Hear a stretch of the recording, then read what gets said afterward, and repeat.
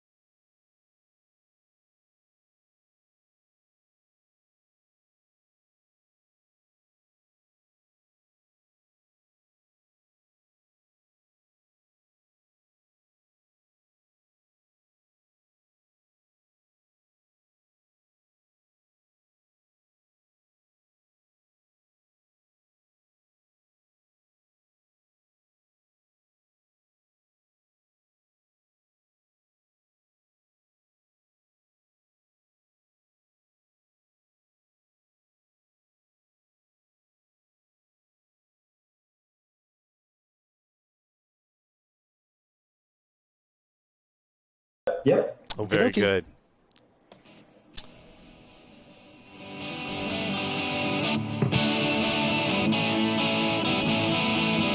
Hello, you are at the net. And welcome, friends, to another episode of the At the Net podcast, powered by Tex-Mex Productions. Working the soundboards in the back of the house are our producers, D-Mac and Dave the Brain. Time to say hello to your hosts, Craig Bell and AJ Shabria, as they're about to take us through 3 sets of tennis, talking life and all the news as it seems to them. Ladies and gentlemen, Craig Bell. All right, that would be the great Margot Carter. Thanks for that. Superb introduction. Word of the night. Well Superb done. is the word of the night, AJC. And welcome, fans of the great game. You're listening to Season 1, Episode 6. 6-9er. 6-9er. Wow, isn't that amazing? That's awesome. Of At the Net Podcast with AJ Chabria. That's you, right? Is that AJC? What's up, everybody? And me. And Craig Bell, CV1 Kenobi, as we call him in the Star Wars world. There we go. We're talking the great game of tennis as it seems to us. Thanks also go out to our good amigos at Tex-Mex Productions. That would be one Darian D. Mac McBrayer and Dave the Brain DeLeo. He's actually here. Come around, Dave. Get in here, buddy. Just to say hi to everybody. He doesn't have his headset on. There we go. There's Dave the Brain. He's here. He joined us tonight to help out a little bit from back of the house on the soundboards. Well, I'm kind of on the soundboards, but he's kind of more on the soundboards than I am. Did you just call him a moron? No. Moron? Did I say that? Moron the soundboard. No, he is producer extraordinaire, and what he does is produce, and we're going to sound pretty good tonight, huh? Oh yeah, right. We're not going to be. We're going to be real. We're not going to be Memorex, right? We're not going to back in the old days, right there. Also, be sure to check out our good work on Fireside, iHeartRadio, Apple Podcasts, Google Podcasts, Anchor, Breaker, Castbox, Overcast, Pocket Cast, Radio Public, Spotify, YouTube. We're also on YouTube tonight. YouTube. Yes. Are you a YouTuber? I am both. I'm more of a watcher of it. Yeah, you on YouTube, kind of like country and western. I love it. Okay. Both kinds of music, man. Right. Basically, all the important communication sites the kids find popular today, right? That's it. Do the kids find those things popular? Definitely. Are you a TikTok guy? I haven't done the TikTok. I'm not a 24-year-old cute Korean girl, so I haven't done it yet.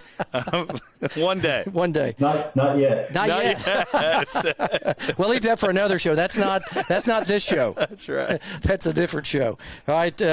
Hey. Also, to ladies, if you would like to read the opening intro, like our good friend Margot Carter for that superb introduction, let us know. We're always looking for people to read the opening intro in a foreign language. We might add, right?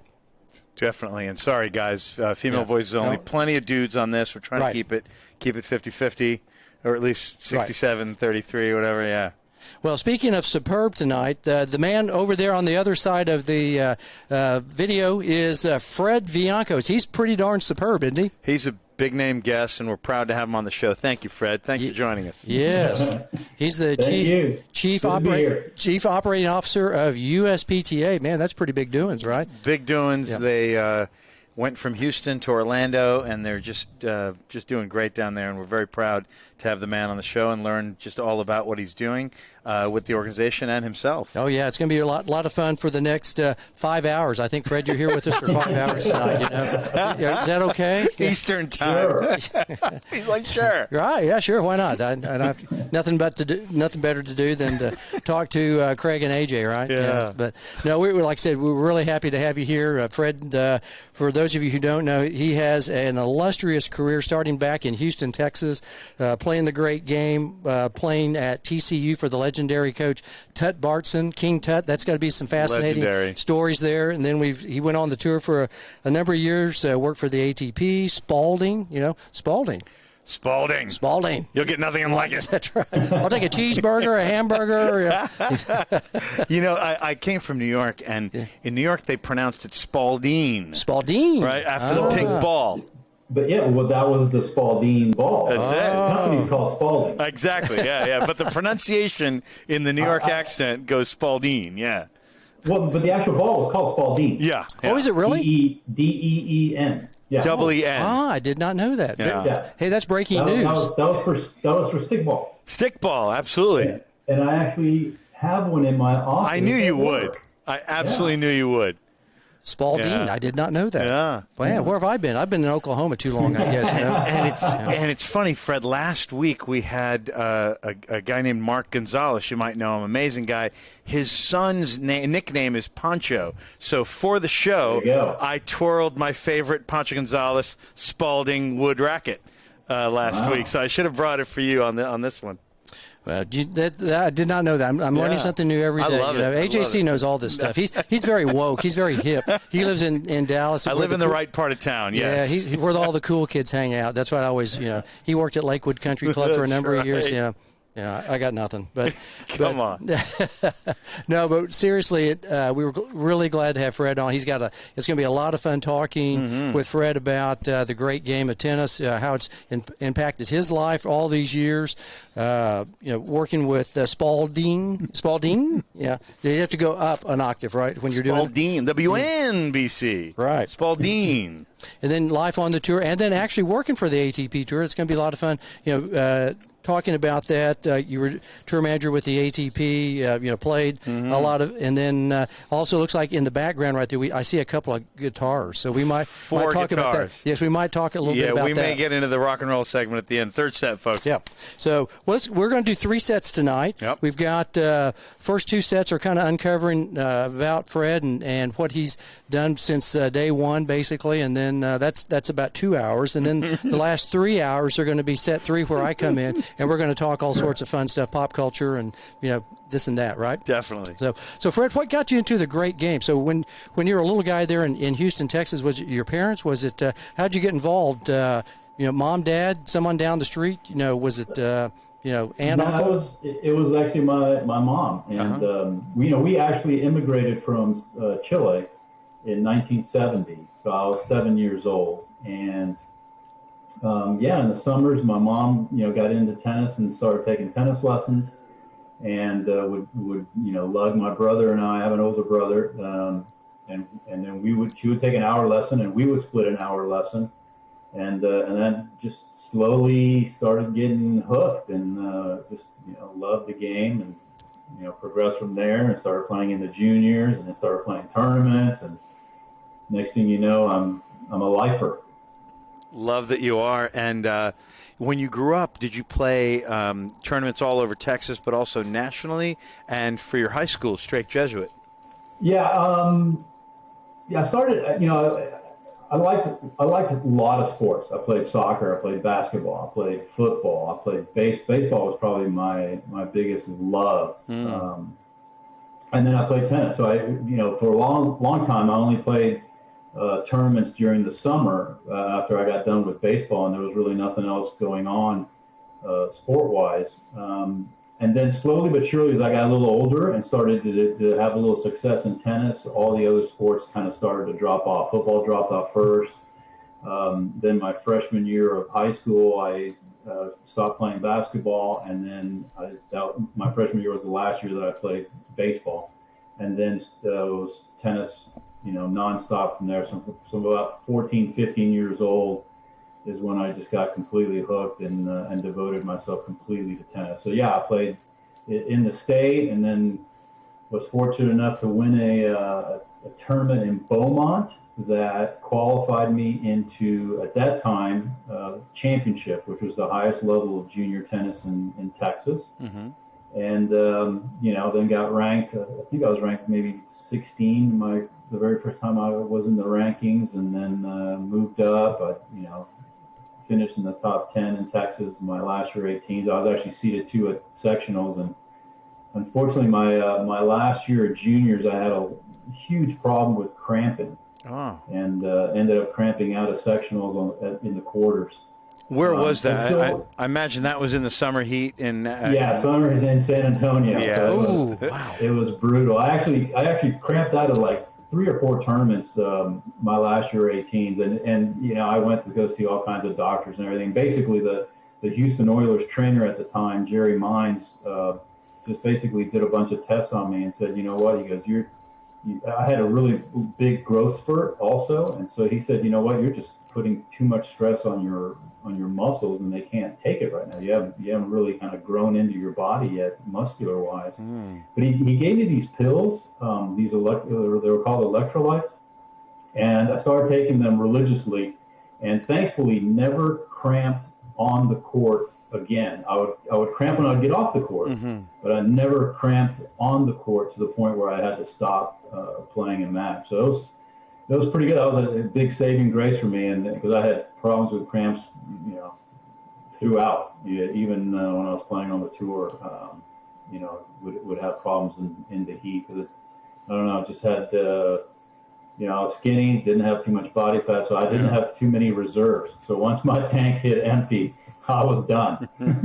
Well, you get around Houston, San Antonio, Austin, boy, and Texas. Ooh, that's some rugged country. And it's not just heat; it's humidity. It's it's pretty serious. And that's one of the reasons I loved training in Houston, was that I always thought that if I can train here and play here, I can play anywhere in the world. Because there's not too many places that are more humid than Houston, except for maybe Singapore and the Philippines were the two places that I landed that were just unbearable humidity. So growing up, did you play at a couple of clubs? Public guy? What you just on the city courts? Yeah, I started taking lessons. My first lessons were at Southwest Tennis Center with Steve Wedderburn. Oh yeah. It's Texas and Houston fame. Aussie guy that actually played in college in Oklahoma. That's right. And took lessons from him, and then we joined. When my brother and I and my mom, I guess, kind of really got into tennis, and my dad started getting into it. We joined Chancellor's Racket Club, and then played there and started taking lessons from Bob King there, along with a few other of the pros there. I mean, I would take a lesson or hit with whoever would have time for me at that point, because I just loved being on the court, and just progressed from there. And then, when Bob King, my coach, moved on to the University Club of Houston, I followed him there and, would go there all the time. And he kind of just nurtured my game and brought me along. So I had decent success in the juniors, and then got a few scholarship offers to play collegiate, and I was off and running. From guys like Bob King. By the way, I love that photograph of you and Bob in his office. You had the Kramer Pro Staffs in your hand, and he had the good mustache going. He was looking pretty strong too. Kinger's always strong in the day. King, yeah, definitely. So, from guys like Bob and guys like Steve Weatherburn, did you know that you'd be involved in coaching and teaching, or were you just thinking, man, I'm getting to be a good player, let me go to college and play? Just always kind of on the playing side of things. I would help out. I helped work one summer, a few weeks for Tony Dawson at Westside, running his junior camp that he had. And so I messed around with the coaching side of things. Never really got completely into it. Focusing on playing was the major focus for me, and everything was leading to that. I wanted to be junior player. I wanted to make nationals. I ended up making nationals my last year. Then I wanted to get to college, and then when I was in college, I was always looking to see if I could make it on the pro circuit. And so I had my eye on that goal. And so it was always kind of the playing thing. And then, the teaching side of it and the coaching side of it, I figured that would be something I could always do if I wanted to do it. And then, just explored other avenues. And I have a finance degree, and was looking. I actually had a job offer in New York out of college, and decided to bypass it and go, try my hand on the circuit. And it's just funny that just kind of, pot luck, basically, just stayed in tennis this whole time, and have never really looked to do anything else. I really never had to do anything else, thankfully. Well, we're certainly just kind of weaved into different areas of the tennis industry, and just kind of made a life out of it. Certainly glad you did. Yeah. Really glad. Yeah. That's so when you were playing junior tennis, kind of peeling back a little bit, did you, I know we know you went to TCU. What were some of the other places that you were considering? University of Texas, Rice, maybe Weber State, Oglethorpe, Weber State had too good of a team for them. Right. And it was cold up there too. Yeah, it was funny. The year that I came out, a lot of the Southwest Conference schools in Texas did not have scholarships because they the year before they'd had a ton of scholarships and kind of given those out. So the year that I came out, actually, there weren't that many scholarships available. But I got a scholarship offer to Rice, to Georgia Tech, to Notre Dame, and to I had spoken with Coach Barton at TCU for a while, but I actually went to Texas Tech first on a scholarship there. And unfortunately, the coach that recruited me ended up leaving, so then I ended up transferring out of there, and then decided at that point to go to TCU, which I kind of had my eye on coming out of the juniors.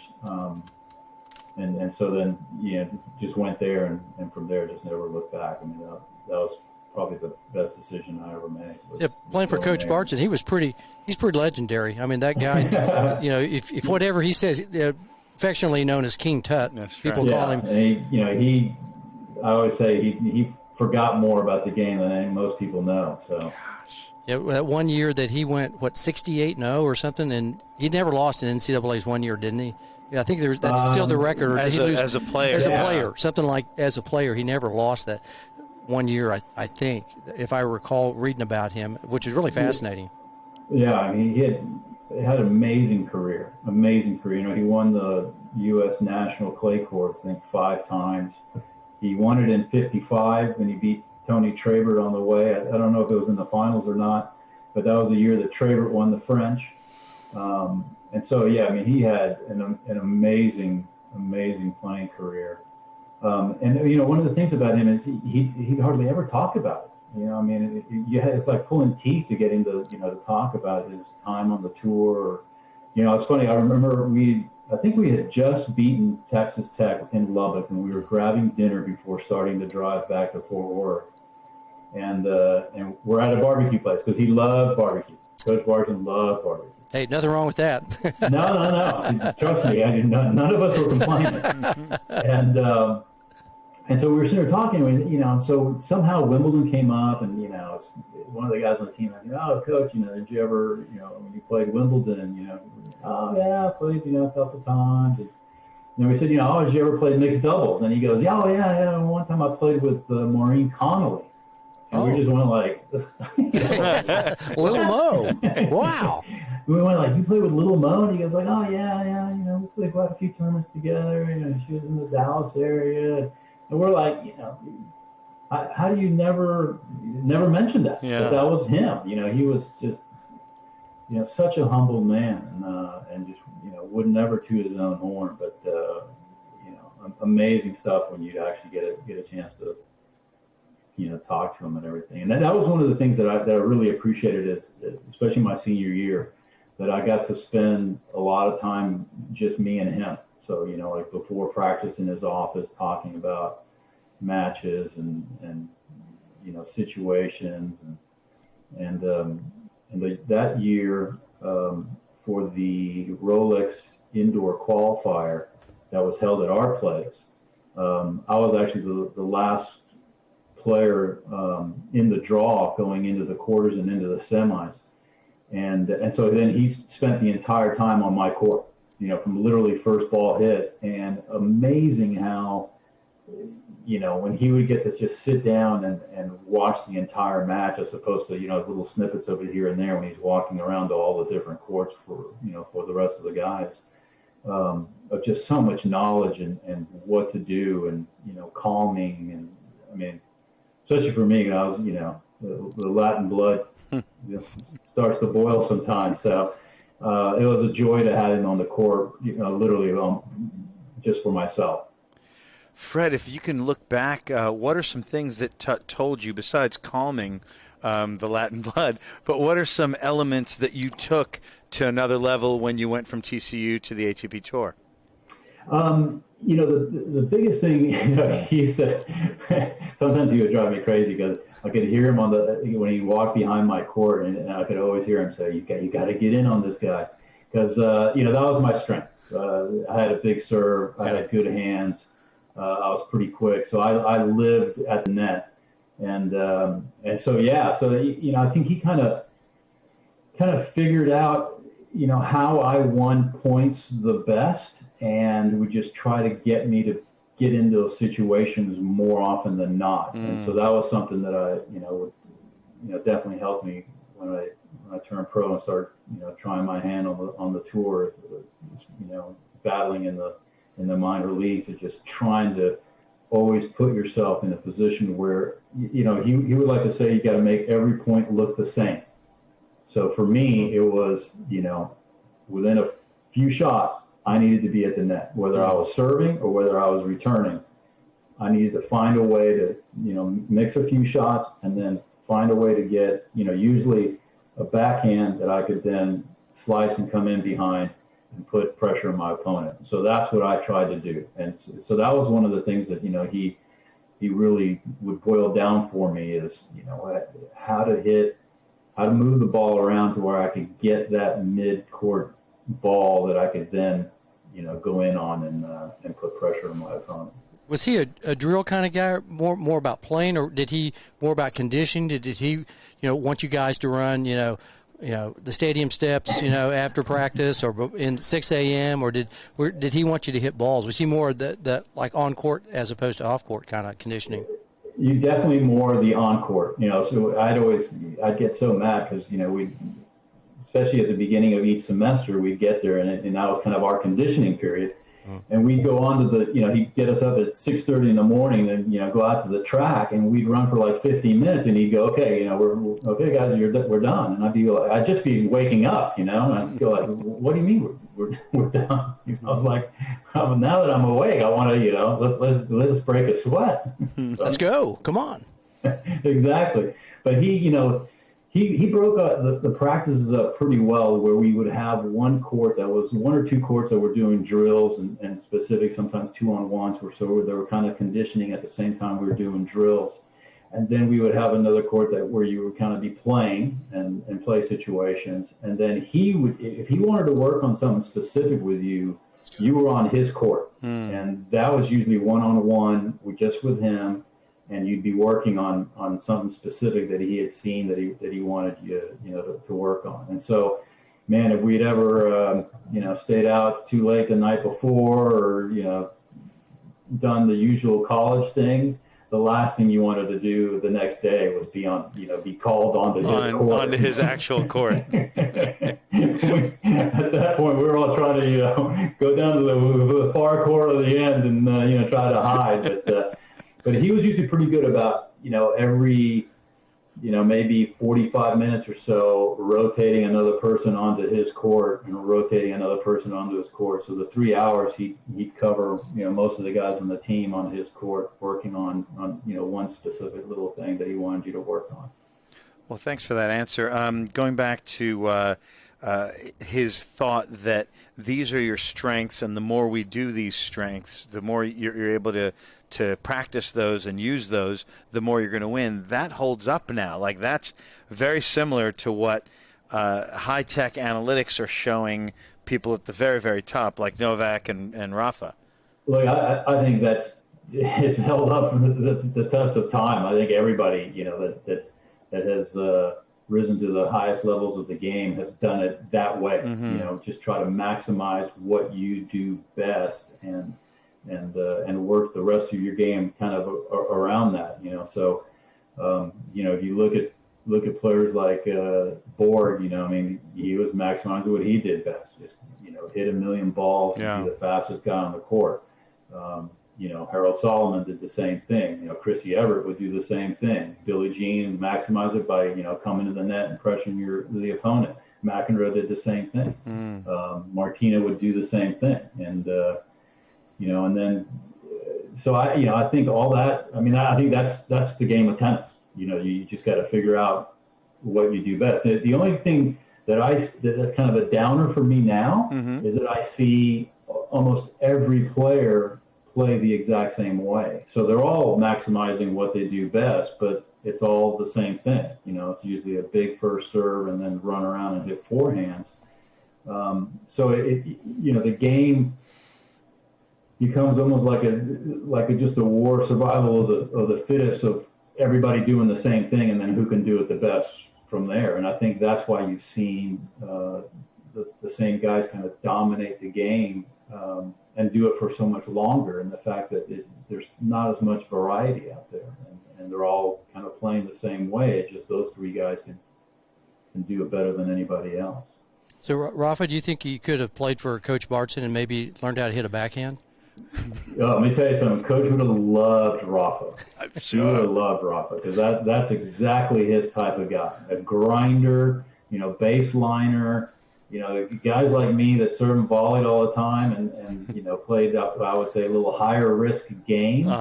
Would drive Coach crazy, give him way too many ulcers and gray hairs, of taking chances. I had a pretty big serve that I could rely on pretty heavily, and I used to always tell him, that, one time I think he asked me, when I was up 40 love, he goes like, well, what are you thinking at 40 love? And I said, well, I'm thinking I've got 6 chances to hit 1 ace. And he's like, no, you can't think that way. I was joking a bit, I'm not going to go out there. But there were a few times where, at 40 love, I was hitting, 2 first serves and not worrying about whether they were going to come back or not. So. What a great – I'm definitely going to borrow that line about an opportunity to hit 6 big ones. Right. I love it. It's awesome. So, Rafi, do you think you would have enjoyed playing for Coach Bartson? Well, my Uncle Tony, my Carlos Moya. You probably would have liked to have played with Chilean Fred Viancos too, wouldn't you? Of course, and I bet Rios. Is there some Rios in your DNA? Did you teach him a thing or two? No, I actually tried every match, so there's really not DNA. What about one of my favorites, Fenya Gonzalez, with the massive forehand? He probably learned a thing or two. Do they remember the Viancos name back in Chile? No, not those guys. No. When I was 17, 18, I was starting to kind of make a name for myself in Texas. And qualifying for nationals, there was a little bit of an inquiry from some people in Chile to see if I could get my nationality back and citizenship back, and see if I could play some Davis Cup for Chile. Huh? Yeah, that would be cool. And specifically at that time, it was for Sunshine Cup. But when I looked into it, I was told that if I became a citizen and then I had to spend some time in Chile, that then I would also, when I turned 18, would have to do the 2-year military service. Mandatory military. Yeah. And that I went, I don't think so. Not to be there. But no. I think I'll play tennis. Yeah. I think I'll stay here. I actually remember your large serve, too. I had a poster in our tennis shop as a kid of Corrida with the Prince. Yeah. And if I recall, I saw Lendl and Pete in maybe Forest Hills, the old Forest Hills, meaning Westside Tennis Club. Mm-hmm. And those guys played a semi or a final. I believe I saw Yannick Noah with Lendl there. And I saw Corrida and you play a doubles match at Forest Hills. Yeah. Do you recall this? Wow. You were the only guy watching the Hey, AJ is everywhere. I'm a geek, and I love doubles more than maybe more than singles. It was funny, Eric and I were obviously friends from juniors in college. Yeah, you guys are about the same age, yeah. Yeah, and then he was, I think, pretty much semi-retired at the time, and I was trying to, find somebody to get in with, and I got a call saying, hey, Eric Corrida wants to play with you. You guys are in. So I grabbed the airplane and flew up to New York. In our first round match, we played Paul Wakesa and Roger Smith, who had huge serves too. And this is on clay. On clay, if I remember, hard true. And so I'm sitting there going like, man, I've got a pretty big serve, and I've got the pea shooter. I got the weakest serve of the court. Yeah. So we ended up squeaking that match out, and so in our next round we played Andres Gomez and Slobodan Zivojinovic. Oh, even bigger serve. And Gomez is coming from here, and Slobodan. I've got the pea shooter again for the second match in a row. Yeah, that's crazy. Yeah, so, that's too funny. Yeah. So we Eric and I had a good run there. So. Yeah, it sounds like it. We have a comment from our buddy from Corpus Christi. That would be the great Lone Ranger. Ron Woods is enjoying the interview, so we have to shout out to USPTA Master Professional, Pro of the Year, Pro Extraordinaire Ron Woods. Hall of every fame around. Yeah, exactly. Everything there is to do, Ron Woods Great is guy. University of Houston. Yes, and he played guitar for the Rolling Stones. He did. Yeah, Ronnie Wood. He's still doing that. He's still doing it. Wow, I didn't know that. A little different accent, too.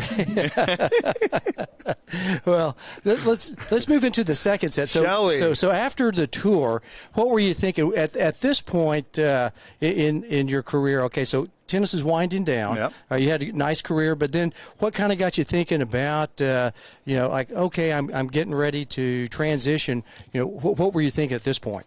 Well, I tell people that most of the time it's who you know that'll help you get a job. It's what you know that'll help you keep that job. Yeah. Good advice.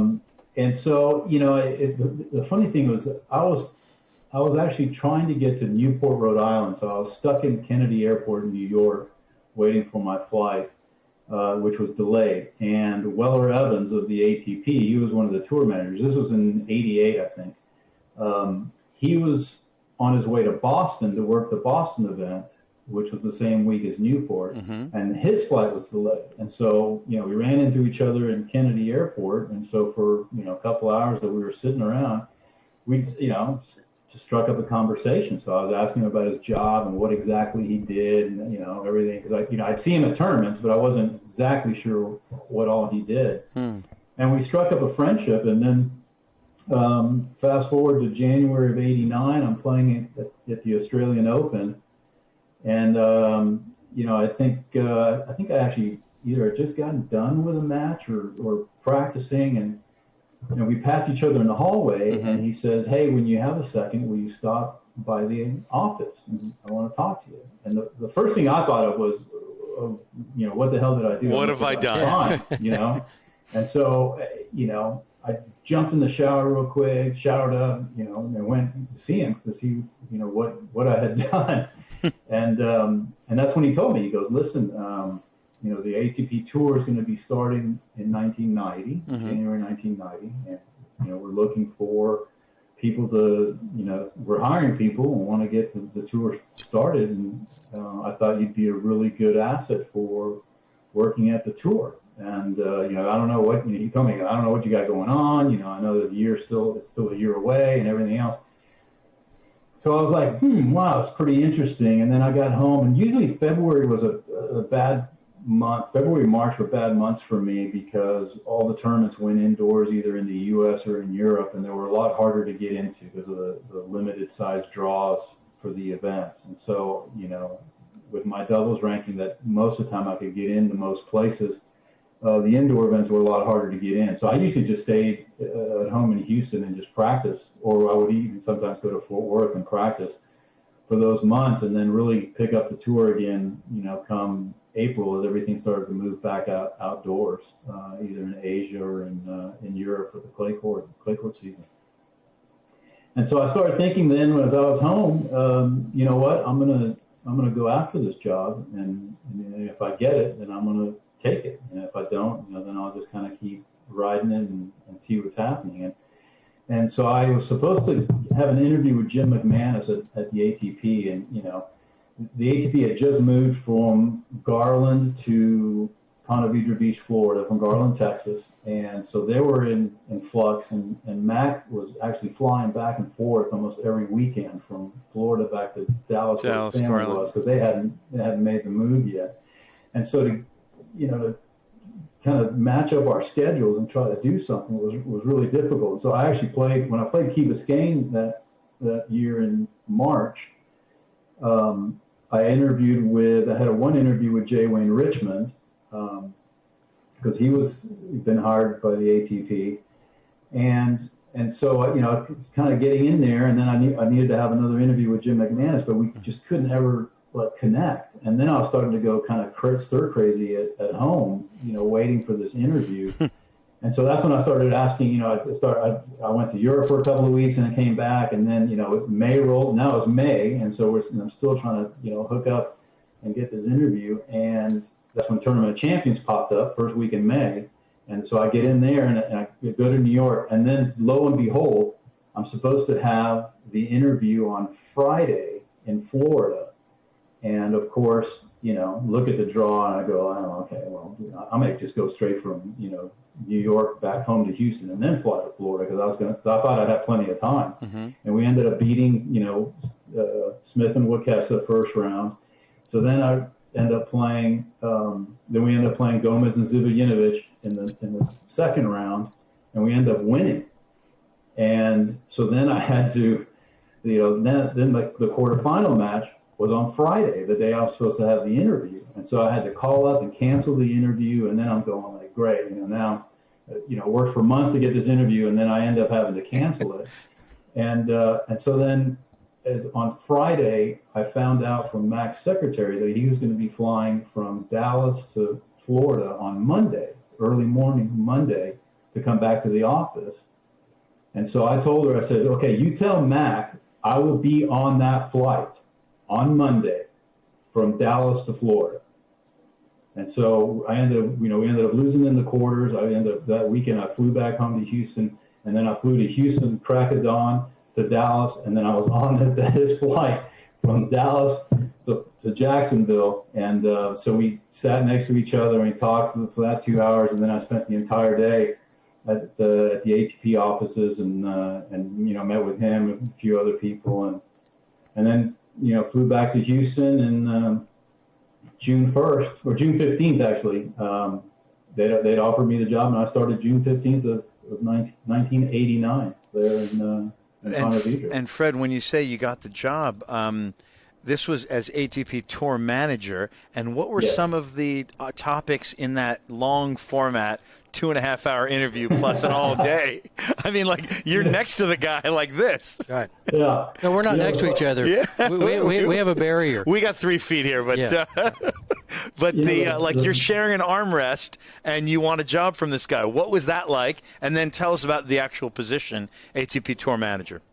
Well, we just kind of talked about, tennis and kind of what I saw for myself the next few years and everything else. So, I was playing hard to get, or as hard to get as I could.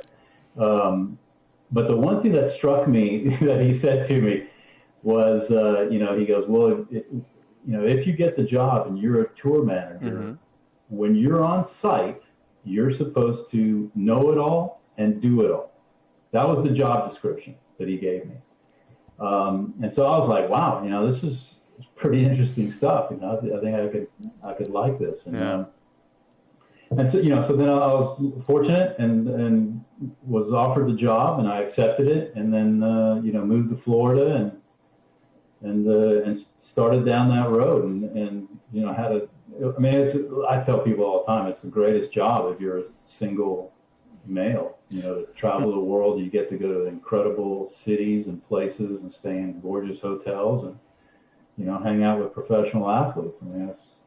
it was awesome. And for me, the great thing is I never really changed my lifestyle. I traveled for tennis. Granted, the venues got a lot bigger, the money got a lot bigger, and the players got a lot more famous. But, most of the time I was still hanging out with my friends, and Rick Leach and I, spent a lot of time together, Jim Grab. So I got to spend a lot of time with the same guys that I had traveled, the early circuits and challengers with, that now they had made it as players, and I had made it now as a tour employee. So I never, it didn't really, it wasn't a lifestyle change for me. So it was pretty natural.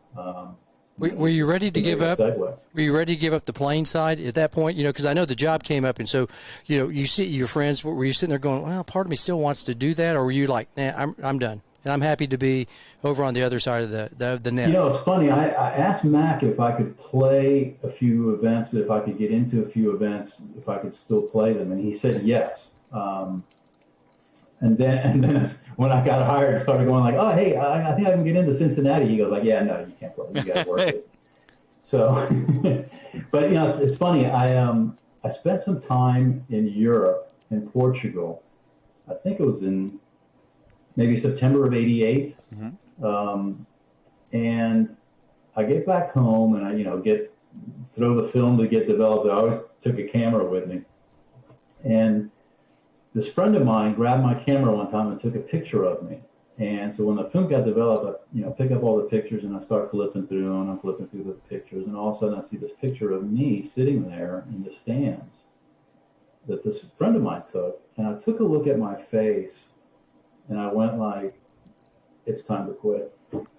Just the look on my face was just, I think I was just miserable and I didn't really know it. And so, the other thing that I noticed was that I still liked traveling. I still liked playing tournaments, but getting up early in the morning to, grind in the gym for the hour and a half that I used to do, and then, do 2 practice sessions, one in the morning and one in the afternoon, and, and then play, and, just to get ready to try to play your best tennis out there. That was getting more difficult for me. And so I, when I would come home, I would spend a little more time playing golf with friends of mine and socializing a lot more than I did, going out to dinner with friends and it's funny, like I go like, okay, in 3 weeks I got a tournament. So I would go, I got to start working out and do this, do all the things I need to do to get ready.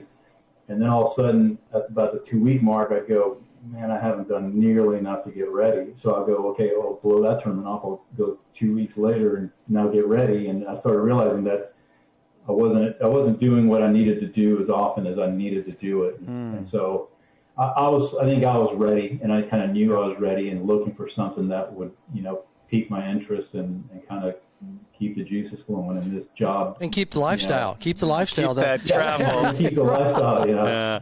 So it wasn't bad, and I got a steady paycheck, every 2 weeks money went into the bank like clockwork, where before, it was like you hit and miss. You didn't know, yeah. Hey, that photo in Portugal is very interesting. What were you doing? I want to hear more about that moment that your friend caught you and your face that day. Where were you? You were in the stands in what, Estoril, Lisbon, one of those? I was in Vila Moura, so the southern part of Portugal, playing. I had played, I think, a satellite there, and now we were playing a couple of challengers that followed the satellite. And I had done pretty well on the satellite, and struggling in singles at the challenger level, and but doing okay in the doubles. And if I could do it all over again, if I had a redo button, I would probably give up the singles a lot earlier and just concentrate on the doubles. On dubs, yeah. Yeah. Yeah. And so I think I was sitting in the stands watching, a friend play, waiting for either my singles match or probably my doubles match. I was probably out of the singles by then, but just watching, and like I said, just the look on my face, I just went like, wow. That's a neat moment. Hey, you alluded earlier to 1990 being the inception of the ATP Tour. We all think of the ATP originally coming from 1973, and we know Nick Smith has a neat question. There was WCT, there was ATP, there was Colgate Grand Prix, there was the Men's International Professional Tennis Council. What was your role, and what was McManus's role in forming that from the ashes of some of that conflict? Well, the ATP concept grew out of when Hamilton Jordan got hired as the CEO of the ATP, and he started to just see what a mess it was. And back then, the MT, well, it was MIPTC, and then it changed to MTC, the Men's Tennis Council. It was 9 people, 3 ITF representatives, which basically represented the slams, then 3 tournament representatives, and then 3 player representatives. And so it was positioned as, there's kind of equality there in 3, 3, and 3, but in essence, it was 6 tournament directors against 3 player reps.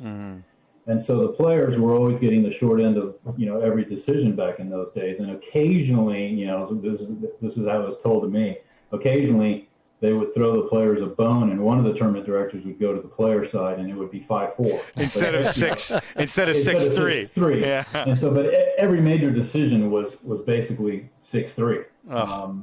And so the players are kind of fed up with it. And then so it was the famous press conference in the parking lot of the U.S. Open in 1988. Flushing Meadow.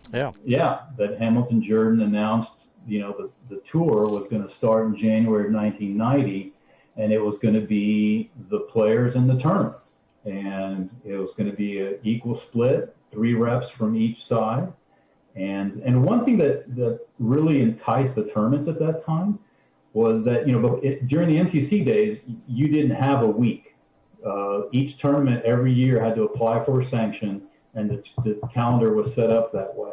Even the slams? Even the slams had to do that, or did you all? Well, everything worked around the slams. The slams were buttoned in at the end of January for the Australian, May, June for the French, and then June, July for Wimbledon, and then always at the end of August, Labor Day middle weekend for the. So they said they were off. They had their own thing, but then you're talking everything else, basically. Mm-hmm. But, and even in the MTC days, so you had those 4 tournaments that were kind of set in the calendar, and then all the other tournaments would, put in for a sanction, and then they would get slotted into the rest of the weeks. And so you as a tournament director may have your tournament, 1 year in the summer, like in June, and then the next year it could be the week before the U.S. Open, and just however those sanctions went in. And so one thing that the ATP did is when they brought the tournaments in, they said, well, listen, you're going to own the week.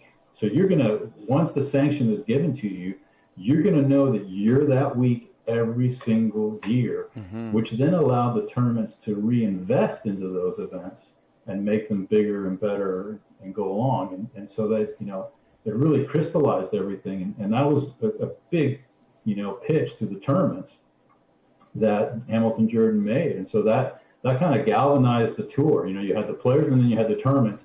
And unfortunately, the ITF and the slams, they couldn't come to any kind of an agreement. So then they were on the outside looking in when it came to the rest of the tour, and really had no say or control of what was going to be happening. And so that was the famous press conference in the parking lot in 88. And then, so everything in 89 was moving, toward that January 1990 start. Interesting stuff. And who had the biggest roles to play besides Hamilton Jordan in those decisions? Was Mac part of that? Was Weller Evans part of those? Yes. Jim McManus was in charge of the player services side. Weller was actually an MTC board member at the time. He was one of the 3 player reps. And so when the ATP tour started, then he couldn't serve on the board because you couldn't be an employee and be on the board of the ATP. So he then took a senior role when it came to staff and in the player services side, and had a big influence on what's going on. But yeah, Hamilton, I think, kind of ran that whole thing coming in, all the the scheduling and everything else with Mac, with Weller, with some of the other MTC player reps. And then as the tour was starting, I think they lined up the tour board at the time beforehand and making all those decisions leading up to it. I'll tell you, on the player side back then, Mats Wilander, Tim Mayotte, Yannick Noah, McEnroe a little bit, they were big pushers of what was happening for the player side and what was going to happen on the ATP tour level side. And so they played a big, thankfully the top 10 players at the time, were very interested in what was going on. Yvonne played a big role in that also. Fred, so it was good to see the top players step up and really push to make this happen. And I think they realized that it was really a good thing for tennis and moving forward. So they took an active role in it. Was Lamar Hunt was it time for him to move on? Not that because he was a big instrumental part in where the ATP formed.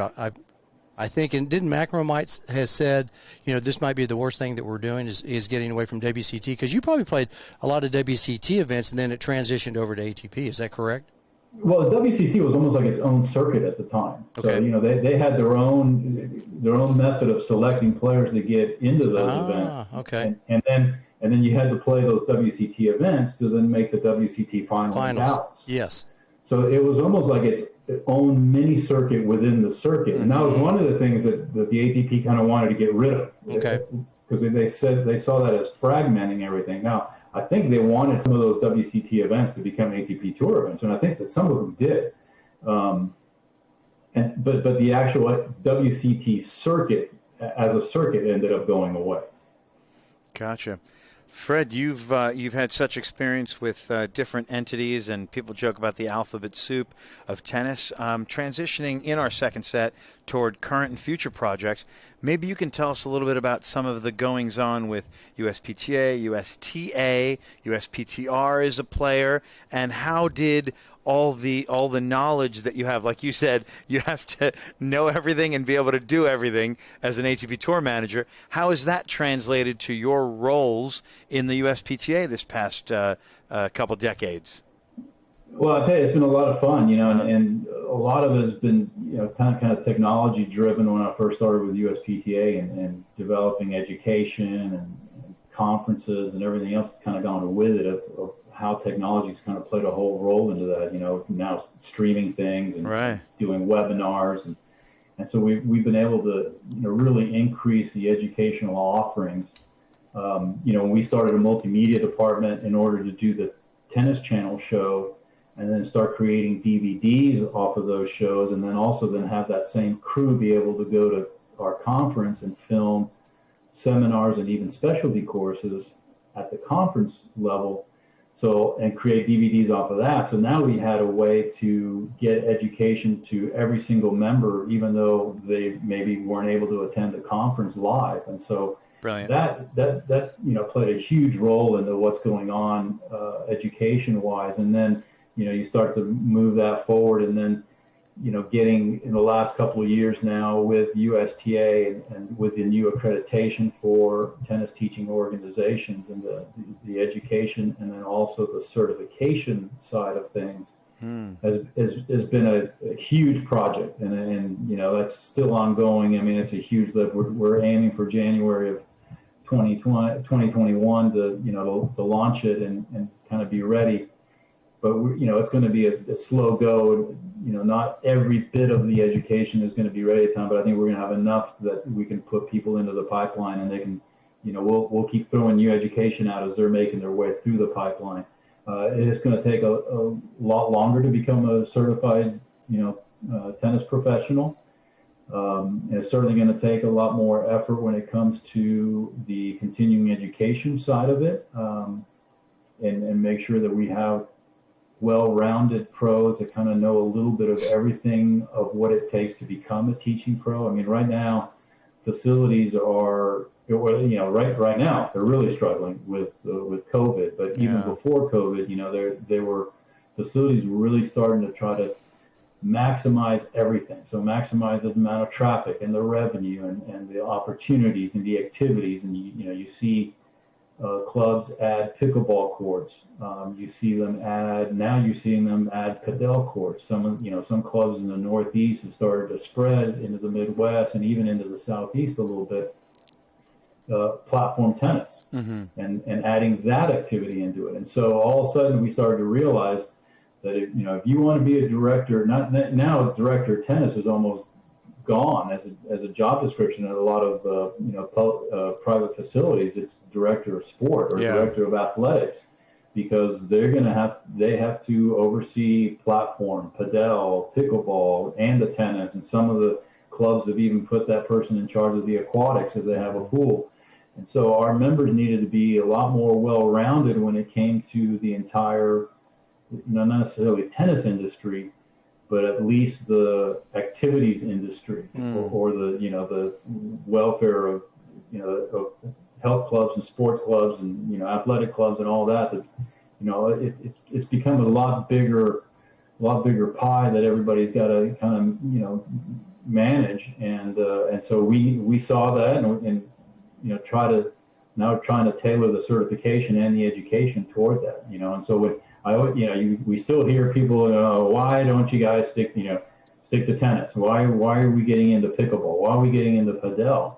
And the answer is quite simply is because if you're at a facility that's going to add pickleball or it's going to add padel, and your general manager says, okay, we're adding this, now it's time for you to come up with the programming, you better be able to know what's going on and come up with the program. If not, he's going to be looking for somebody else. Like I said, the days of just being a director of tennis are starting to be a lot less when it comes to especially private facilities. I'd be director of net sports. Yeah, net sports. Yeah. Right. You need to be a little more diverse. Yeah. Yeah. I mean, that's we have a good question from Amanda Fink. This tends to be on the USPTA side of things. Is there she talks about, is there a benefit that the pros that might be USPTA that don't take advantage of necessarily, that you would think would be very important? What would you think is the top one or two benefits that members forget to take advantage of? I think probably the biggest benefit is the education, and because it is very varied and it is widespread and it's easy to get to. It's just a matter of wanting to do it and going in there and kind of looking for what you want, mm-hmm. and then the other thing is just basic benefits. I actually had a person reach out to me at the end of last week asking about health insurance and whether the USPTA benefit was very good. And I said, well, listen, the benefit that we have is not one specific insurance. It's we have a ability for you to get onto a broker and have them go through the best programs in your area and to guide you where you can select the best program for you and do it that way, and may hopefully save some money. And then it was the same day. I get a text back saying, I contacted them, and man, they're going to save me way more money than what I was paying from before. So just knowing that, it's almost like if you ever have a doubt or you have a need for something, that your first instinct should be, I should go to the USPTA website and see if they have something in this area that maybe I can take advantage of, and go from there. And because I think, nets, windscreens, all kinds of things, the ball machines, the ball carts, all that you can get through with some discounts through your USPTA membership that I think that it benefits you. And I just don't think enough pros out there, enough members think to themselves, oh, I need this. They usually, and most people do it to go, okay, well, who do I know that might help me with this? As opposed to going, oh, I wonder if USPTA can help me with this. And so that's I would say that's probably the biggest thing, is just to get people to think more USPTA first and see if there's a way. And maybe that leads into another thing that a lot of members don't take advantage of is the networking. Mm-hmm. And so getting to know other members that can be at a club that maybe is similar to yours, that you can tap into and say, hey, listen, I'm running into this issue at my club. Did you run into that same issue at your club? And if you did, how did you solve it, or how did you get out of it?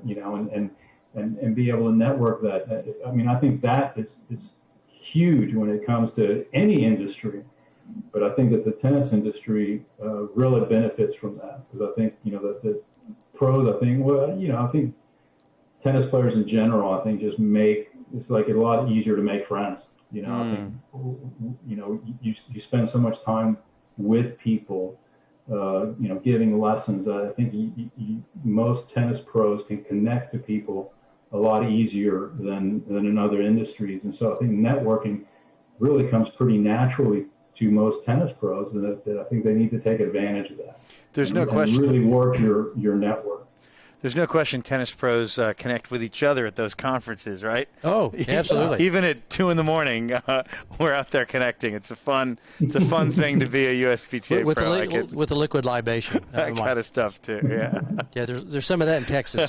There's good camaraderie out there in the Texas world. As Fred knows, he's still a Texan, even though he's down in Florida, right? That's right. Liquid tempo. That's right.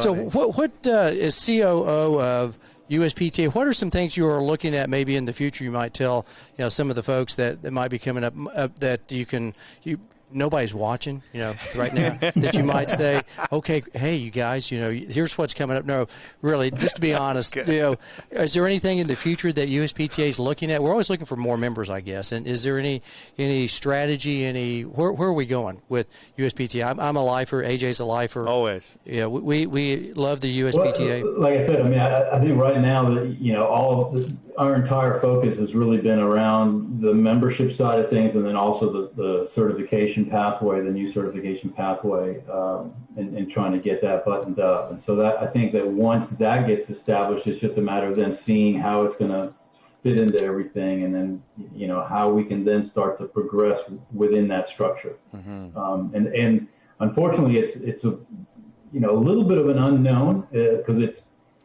in the past we've kind of done some like just little steps here and there to kind of with education and certification and kind of tweaks, I would say. And then this is really just a complete step up to where we've jumped quite a few of those normal steps that we would have taken. So it's a little bit of an unknown of exactly how it's going to be received out there and how much it's going to get embraced, and then how it's going to fit into everything that the industry is trying to do. We think we know how it's going to fit in, but at the end of the day, we got to wait to see what the market is going to tell us. And you could end up having something big like Facebook, and it would be huge and it's going to fit in great, or you could have something like New Coke back in the 80s that people thought, oh, this is a great, I'm sure people inside Coke thought, oh, this is a great idea, it's going to be awesome, and then it goes over like a lead balloon. So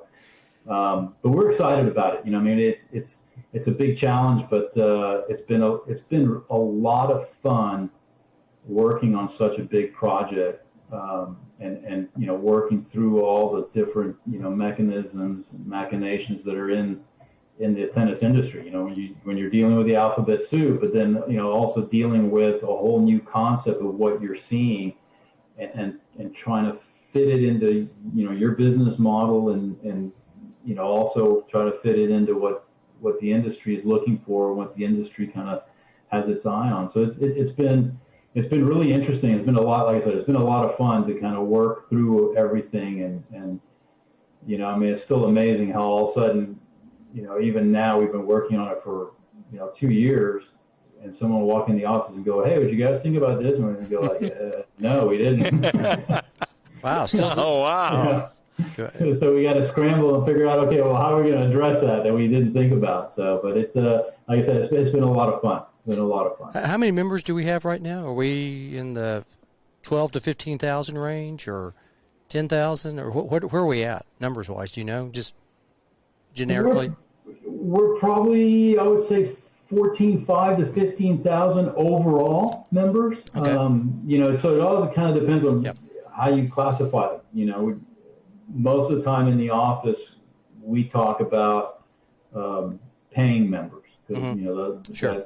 that's the group that's keeping the whole ship afloat, and so that usually doesn't include the internationals, because we kind of lump them into a separate bucket. So but overall, if you take all the members, so the honoraries, the recreational coaches, the high school coaches, the certified pros, and everything, I would say somewhere in between the 14,500 and the 15,000. Can we go down one rabbit hole really quick? So one of our USPTA members, Dennis Ralston, passed away just today. So I want to shout out to the great Dennis Ralston and all he did for tennis as a player, a coach, just a legendary man on the court and off the court. I know you had some dealings with him, Fred, I'm sure, over the years. Dennis was here in Dallas, was a big part of the Pony Express with SMU, and then taught, player. I mean, just a fantastic human being, individual, and left his mark on the great game in some Hall of Fames, and unfortunately passed away today. Really sad. He was like I was telling Craig earlier. He was always so nice to me. And I first met him when I was a snot-nosed college kid, and he always went out of his way to be extremely nice to me in all my dealings with him, either as a player when he was coaching at SMU, or later when I was working at the ATP and he was coaching Yannick Noah on the tour, and we, our paths crossed quite a bit. Just an incredible guy. And, it was really funny. I got to be very good friends with Rodney Harmon, and Rodney was telling me one time about Dennis and how he said that he was watching, I can't remember now exactly who they were watching play. And he said that within 3 games, Dennis had this guy's game completely dissected. He knew. And literally, him and Rodney were watching the match, and Rodney said that just every so often he turned to Rodney and go like, okay, so tomorrow when you play this guy, 3 all points, look for this, and watch a few more points, and okay, he likes to go down the line on that situation, and so Rodney said that the guy could just dissect people's games so quickly. And so then fast forward, I end up playing Rodney at SMU, and I'm thinking, like halfway in the first set, I'm thinking I'm never going to win this match. Rodney already, Dennis has already dissected my game, and he already told Rodney exactly how to beat me. I had no chance. Well, you had the legendary Tut Bartson in your corner. He probably figured out Rodney Harmon. He goes, "Get to the net, Viancos." Unfortunately, I think Rodney could probably execute Dennis's game plan better than I could execute Tut's game plan. Very humble of you. Yeah, that's great. Well, here's to Dennis Ralston. He's at the court in the sky. So cheers to Dennis. Right there. Cheers, Dennis. Mm-hmm. God bless you, Dennis. Yeah, amazing guy. Yeah, amazing career. I always career. called him, with him, just like Coach Bartson, I always called him Coach. Every time I see him, hey, Coach. Yeah, no, just a super nice guy, USPTA pro. That's what you were talking about, networking and getting to know people. I think the most important benefit. I know Amanda asked a question. It's not necessarily about it's about insurance and teaching and all that kind of thing, but it's just the relationships that I think we all come up with. The great game is just such an unbelievable opportunity, whether you're on the court or off the court. I mean, 'cause it doesn't really matter at the end of the day who wins or that, but it's just, kind of being able to live life and understand people. I think, Fred, you said you traveled all over the world. I mean, that's you got a great education from the great game. Learning how to absolutely, all the different nationalities, all the different things that you saw probably make you what you are today as COO USPTA. So that you're running a worldwide organization, so you understand what goes on in England or maybe down in Chile or in Australia or you have a great view and perspective of what's taking place out there. Yeah. So I'll tell you, when you talk about networking, I got to spend some time with a man who actually was a professional career counselor, and he would talk about network all the time. And he gave me 2 bits of information and advice about networking that really struck me and stuck with me. And I always tell people the same thing, especially USPTA members. I always tell them that, your network, because so many people feel that, I can't approach that person because I haven't talked to them in, 6 or 8 months or even a year. And this man told me, he goes, absolutely contact them. Just say, hey, I haven't talked to you in a ton of time, what's going on, and you do the proverbial little catch up. And then he said, and then if you always pose it as a question seeking counsel or advice, he says it'll be like you had been speaking with each other every single day for the last year. And it's, it struck me because I always thought, I was thinking the same way, oh, I haven't talked to that person in years. I can't approach that person. I got to look for somebody else. And that's not the case. I think, you can pick up the phone or now email or even text message with somebody and just say, hey, listen, what's going on? I haven't talked to you in forever, but I'm running into a little issue and I was wondering if you had time to, talk to me about it. And you'd be surprised at how open people are to something like that. And that just, solidifies that network again. And so I always tell people, don't be afraid to network with and circle back with people that you haven't spoken to or haven't been in contact with for a while, because it doesn't really make a difference. That's as long as you've made that connection somewhere along the line, that connection is probably still pretty strong. That's golden advice, Fred. You went way beyond Amanda's question. That was awesome. Thank you. We have one last question from the Lone Ranger here, Ron Woods. Could you ask Fred about how Tim Heckler influenced him? How did Tim Heckler influence your lifestyle? Two huge ways. One is technology. I mean, Tim was so far ahead of everything when it came to technology. So when, I thought I knew some stuff about computers and everything else in '99 when I started working with USPTA, coming from, the ATP and even Spalding. But it jumped immensely working at USPTA and getting in behind the scenes of websites and, how to develop websites. And it was like a complete computer crash course for me that really opened my eyes to, to the possibilities. And, and unfortunately with technology, it's one of the hardest things to stay current with.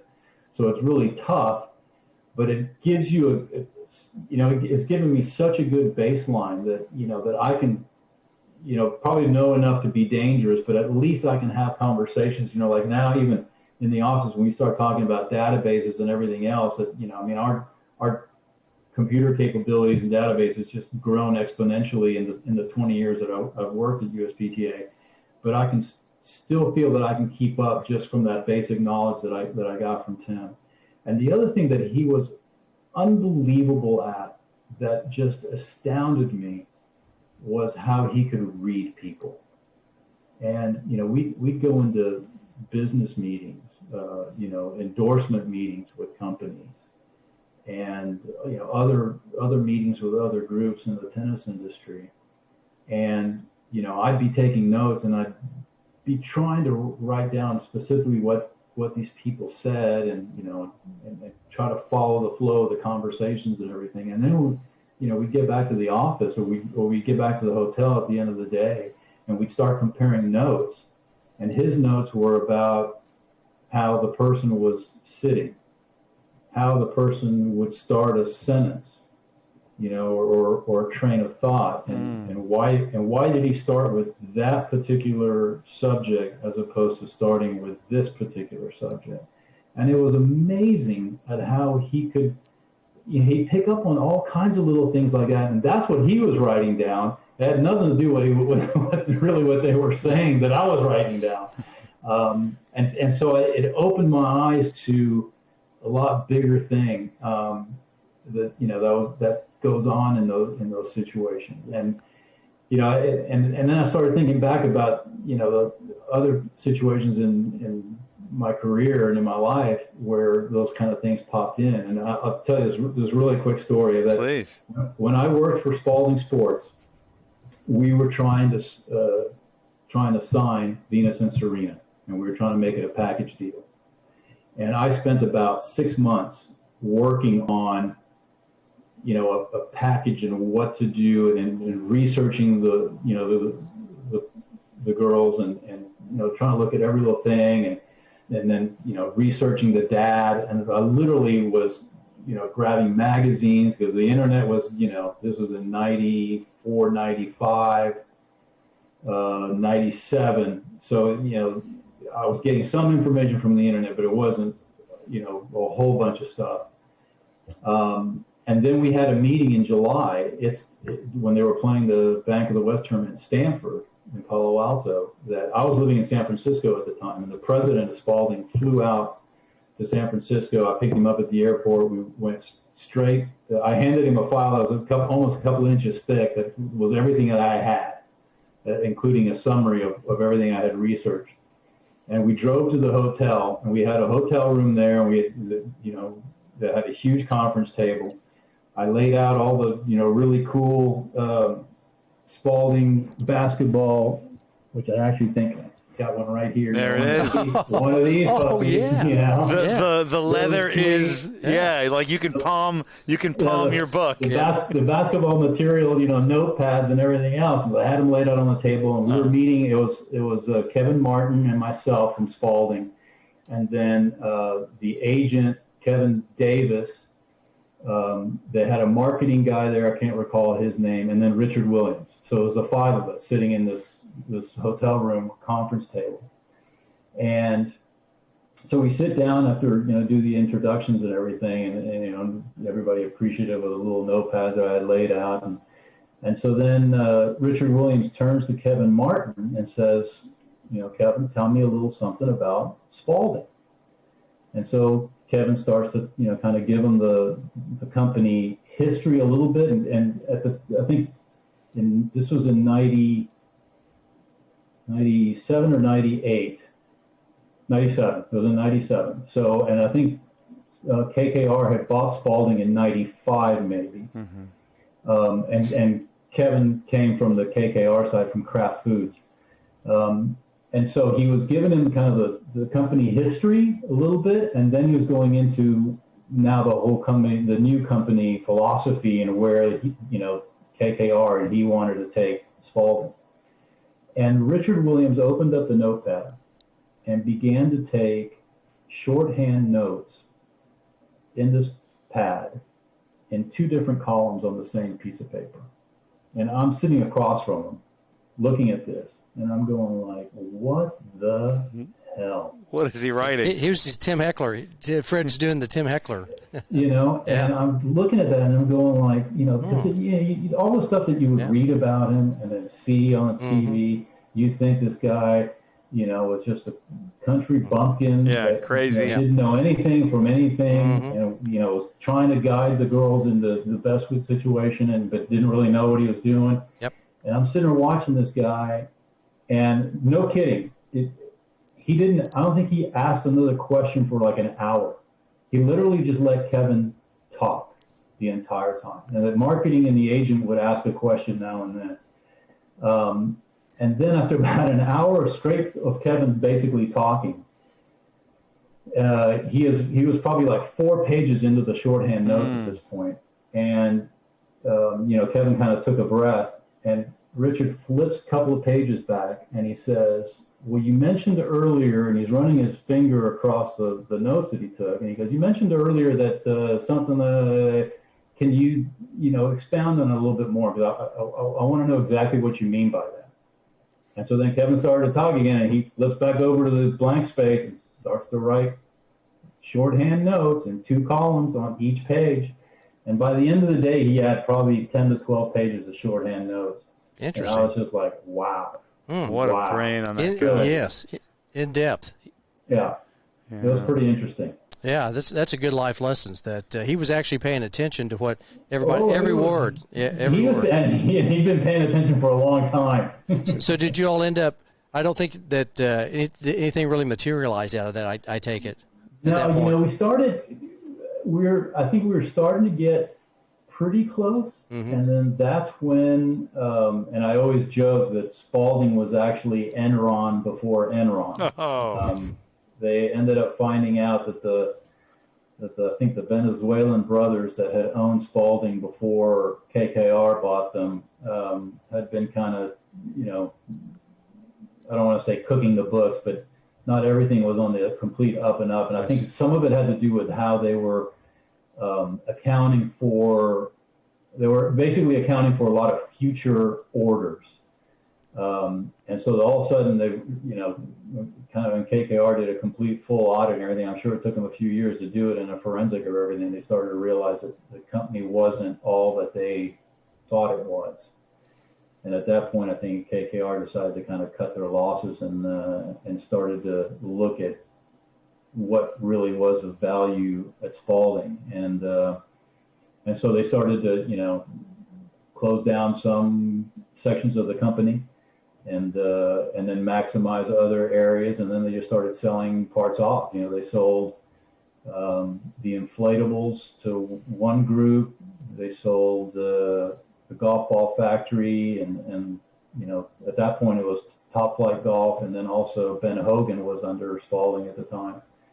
They got sold off to different companies, and just in order to try to get some of their money back. I mean, Spalding was huge when I grew up. There was the Pancho the Smasher, Pancho. the Spalding Smasher. When I was in college, there was that very distinct The Taxi by Spalding. Yeah. Black, yellow, a little bit of checkered. Oh, and then they had a nice deal with the ATP. There was, before Snowert was the official ATP racket, there was Spalding. That's maybe how they got you, huh? Actually, I think it was the other way around. Oh, it was after you. It was no. It was. I think it was first. It was Snowert, and then it was. I see. It was the other way. Yeah, because I was at the ATP when we signed the Snowert deal. Gotcha. And I was with the ATP when they signed the Spalding deal, and then that's how I ended up moving from ATP to Spalding. To Spalding, okay. Yeah, but interesting. But yeah, and then we ended up signing a similar agreement with the WTA, and so we were getting ready to start producing WTA tour rackets, just like we had ATP rackets. Yeah. And then it all kind of just started to unravel, and so then Kevin Martin put a halt on everything. Even though I have to say, I think that Kevin was really gung ho at signing the girls. And he had watched them play, and just thought, man, and rightfully so. He was like, this is the future of tennis, and we need to attach ourselves to them. Fred, speaking of signing the women's, the WTA has just rebranded their logo, their website, and their tournament nomenclature. Like the ATP has thousands and 500s and 250s. You are on the inside, and you're also one layer removed, so you can be objective. Tell us about this rebranding and how you see it working into a possible merger, which was foreshadowed 6 or 8 months ago by the likes of Roger and Billie Jean King. Good question. Unfortunately, my insiders are not so much insiders anymore.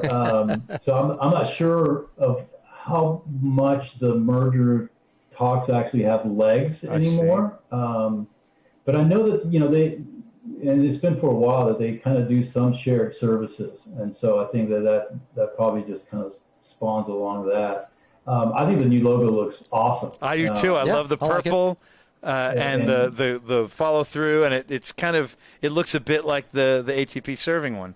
Yeah, and I think that the nomenclature is probably more geared to broadcast. I see. That I think that when you start to see like the Tennis Channel or even ESPN, when they're trying to promote all these tournaments and trying to promote the tours and what's coming up on their channels, if you can say, the ATP 1000 and the WTA 1000, then people will start to go, okay, I know what they're talking about. Sure. If you're saying, ATP 1000 and WTA, Gold Series or something else, then it just starts to get a little fragmented. And so I think it just kind of helps, it just helps the marketing side of things. Do you think that they'll eventually, does that seem to be a likely marriage, do you think? Or maybe not? That's our partnership. Hard to say because there's so many tournaments that are separate, and so they would have to stay separate. I mean, there's just no way you can do combined events, throughout the entire year like that. There's not enough facilities to go around that could actually house them. Generally speaking, though, it seems like people really like the Indian Wells, the Miamis, the series just under the Grand Slams where both men and women, even like in Toronto and Montreal in the summertime, they kind of do the same thing at the same time. One goes to Toronto one year, one goes to Montreal, and they switch the following years. Do you see that could be something that might be a benefit where they could partner or maybe have some more alliances, agreements that would be easier to understand what's going on? I think so. I think you could probably start to look at a way to do maybe some more marketing deals together and have a relationship that way.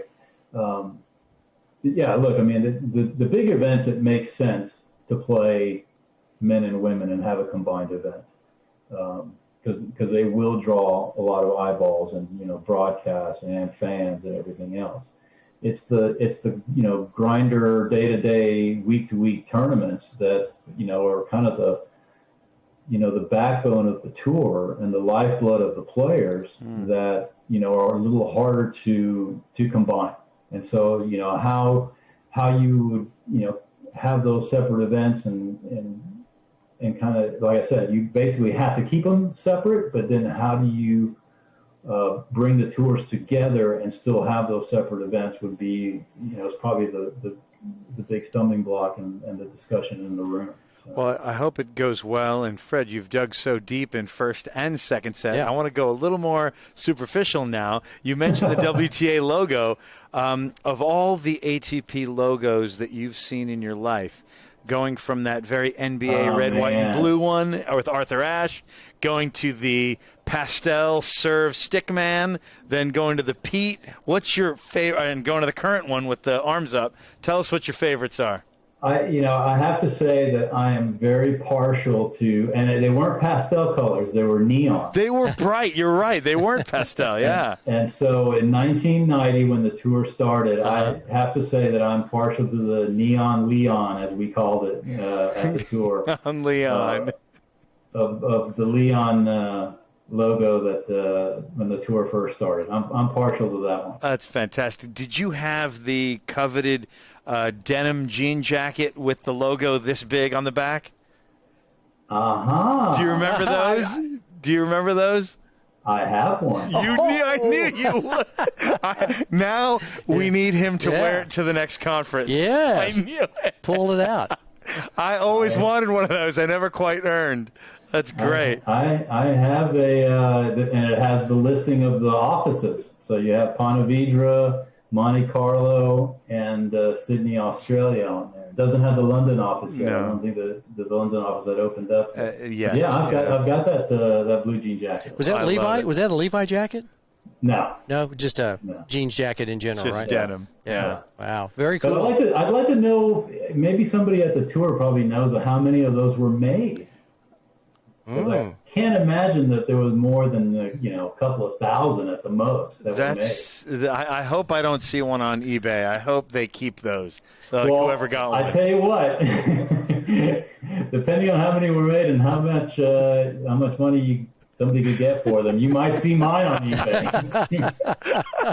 I've got college tuition to pay for. That is great. I do too. All right. You ever rock the jean jacket ever, or is it sitting in the closet in a nice plastic bag kind of deal? I haven't rocked it in a while, but I rocked it a few places. Yeah. I have a feeling when he plays the guitar, he puts it on. Maybe he goes to a concert. Put the collar up. That's it, man. Benny Pear style, collar up. Walks in, kind of slinking in. Man, AJ, you should have emailed me beforehand, because I tell you, I would have it within grabbing. I should have. I should have. Man, I tell you, he comes up with all sorts of stuff. I'm like, wow, where did he put? He just pulls things out of the air, and I'm like, can we not go to commercial break? we probably should. Right. You know what we should do is just mention who sponsored the second set, where we dug so deep, and that was Master Systems Courts. Yes. Based right here in Dallas, Texas. Our buddy Blair Descaray, the great Master Systems. We got to have lunch with him and a lot of old friends on Friday. We had barbecue. That's right. We did. we are lovers of the barbecue. And so, Fred, anytime that you get to come here, we'll buy you barbecue. We'll take you to place. one of the best. One of the best, yeah. So we did that with a couple of other people as well. So we always buy barbecue for those who will come visit us in the Dallas area. Always open invitation for esteemed guests like you. So that's our sponsor. And let's roll into our third set, which is ridiculously fun. It's not just what and who this guy is, but it's kind of a deep. Yep. That's it. The man behind the means. That's it. Right. All right. So looking behind you, I don't see any tennis rackets, but we do start off. We have three kind of segments. So we have.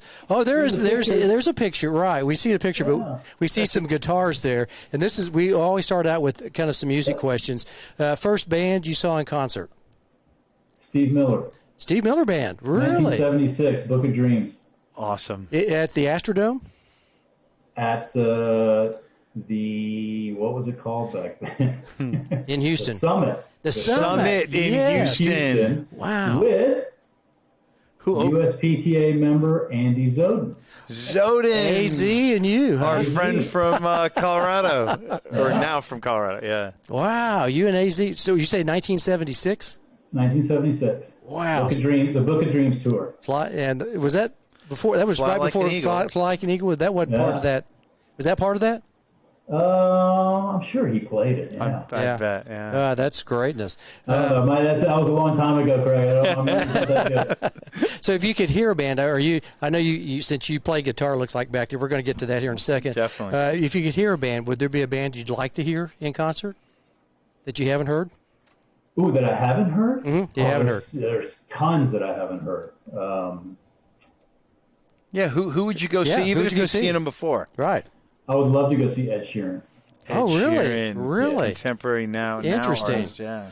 I drew the short stick, and when he was in Tampa, my wife and daughter went to go see him. I missed out on that one. Very interesting guy. You know, do you write your own music and do stuff like that, or do you? No, just play cover band stuff. I Steve Miller. goof around. You know, I do some instrumental stuff that I pick around and play for myself. But no. Who's your favorite? I tried writing a song one time, and it was terrible. You can be tennis, like a tennis song or something like that. We've had some people sing on this broadcast, believe it or not. So we had Dr. Rich Cohen. He sang a song about Ivy tennis. Leaguer, Yes. University of Pennsylvania player, and he's worked with so many, and he's raised 2 tour players. And he gave us a cappella. Yes. And he's a singer and a writer. He can sing. Yeah. He can sing, and he worked our names into 2 stanzas. Yeah, so we expect that when you come back. For your second return, we expect you to work a song up for AJ and I. Unfortunately, there's never been a song that's been written off key, so I don't have a single song that I can actually sing. Well, I sing off key. Too humble, Fred. Who's your favorite band? Who's your favorite writer? Springsteen. Springsteen. The boss. Yeah. Interesting. Any particular? I've seen him. Well, I don't know, maybe 20 to 25 times. Oh, wow. Where's your favorite place to see him? Did you see him up in New York? I did see him. I caught him one time in New York. Mm-hmm. That's a great question because I've seen him in outdoor stadiums. Mm-hmm. I actually worked security for him at the Cotton Bowl. Did you? Here Security. in Dallas. Tell us about that. Go down that way. Yeah, let's hear it, we man. want to hear That's about a good security. story. I don't see you as a security guy. I but mean, this he's is a pretty kinda tall cool. guy. He is, Yeah. Yeah, well, I was in college, so I was tall and skinny. He's very thin, yeah. But one of the swimmers at TCU worked security for a bunch of concerts, and he asked me, hey, Springsteen's coming in. I know you're a Springsteen guy. Do you want to work security? I said, absolutely. Yeah. Sure, I'm there. And so the friend of mine, one of my best friends at TCU, was on the baseball team, and so we both signed up and said, absolutely. And so we go. And so we worked both nights. So back to back, we got paid $36 a night, so $72, and a concert T-shirt, and we had our security shirt also. Awesome. The only thing is that if you got caught goofing off, they would yank your security shirt and kick you off the grounds, and you wouldn't get paid. So the very first, and we all had different colored shirts. I think there were 5 or 7 guys that had black shirts that said security, and they were the big honchos, and the swimmer friend of mine was one of the black shirts. And I had a light blue shirt, and there were, red shirts and dark blue shirts and green shirts. And so each group had their own area that they were assigned to, and we were assigned to the front gate. And so we had these dumpsters set up that were basically about 4 feet apart from each other, and we had everybody walk single file in between the dumpsters, and we would hand wand them. And if they had anything that they shouldn't have, they either had the choice of going to the trailer that was out there and they could check it, or they could just dump it into the dumpster and then go in. This is in the Cotton Bowl, right? At Cotton Bowl. At the Cotton Bowl. Yeah, Fair Park. Okay, Bowl. yeah, okay. And so I'm stuck at the front gate, hand wanding people and bringing them in, and all of a sudden, 8 o'clock, and it's 8 o'clock sharp with Bruce. You can hear it. The concert starts, and we're still letting people in. And so about probably 20, but it's probably 20 minutes into the show, they finally allowed us to go in, and we sat kind of almost behind the side of the stage in an area, and we got to sit there and we got to watch the entire rest of the show. So it was incredible. Awesome.